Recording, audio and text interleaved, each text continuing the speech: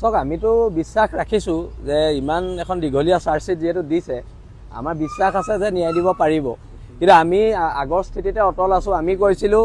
যে যিকেইজন মূল অভিযুক্ত চৰকাৰে সজাইছে সেই অভিযুক্ত কেইজনক ফুৰাব নিব লাগে আমি এনকাউণ্টাৰ বিচাৰিছিলোঁ আৰু এতিয়াও অসমৰ জনগণে তেওঁলোকৰ এনকাউণ্টাৰ বিচাৰিছে আমি আমাৰ স্থিতিত অটল আছোঁ আৰু আমি আশা ৰাখিছোঁ এনকাউণ্টাৰ হ'ব আৰু কথাটো হৈছে এনকাউণ্টাৰ কৰাটো অসমীয়া জাতীয় জীৱনৰ অসমৰ খিলঞ্জীয়া সত্তাই এইটো বিচাৰিছে আৰু তেতিয়াৰ পৰা কৈ আছে আৰু এতিয়াও অসমৰ মানুহৰ মনত হেৰিকুৰা জুই ক্ষোভৰ জুই জ্বলি আছে সেইকাৰণে আমি আগতেও কৈছোঁ শ্বুট টু কিল আৰু এইটো কথা এইটো আমি যিখিনি কৈছিলোঁ আমাৰ স্থিতি এতিয়াও স্পষ্ট